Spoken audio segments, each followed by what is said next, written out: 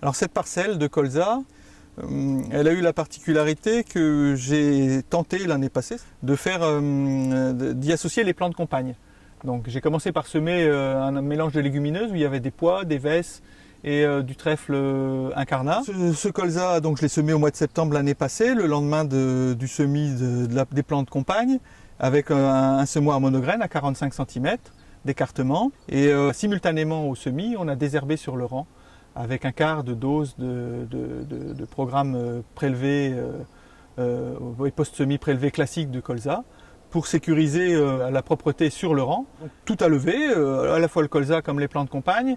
Et ensuite on est revenu un mois plus tard, lorsque le colza était au stade rayonnant, juste quand il est au stade cotylédon, avec un deuxième herbicide de post-levée du colza, pour le coup, à appliquer à peu près à 2/3, 3/4 de dose. Cet herbicide a la particularité de ne pas être trop agressif sur les plantes compagnes, mais il a permis d'accompagner les plantes compagnes, entre guillemets, sur le maintien de la propreté entre les rangs. Donc globalement, comparé à un programme 1+1, je suis à 1 de programme, donc c'est plutôt pas mal en IFT. Il y a juste eu un petit bémol et c'est toujours pareil, quand on essaye des nouvelles techniques, on n'a pas toujours la météo avec soi. J'avais mis des vesses en plante compagne, or la veste c'est pas très gélive et on n'a pas eu un hiver extrêmement rigoureux.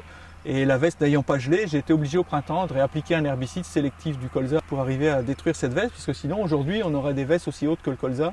Ce serait un peu problématique pour la récolte et surtout pour l'avenir de la récolte, parce que qu'est-ce qu'on peut faire d'un colza plein de vesses, quoi.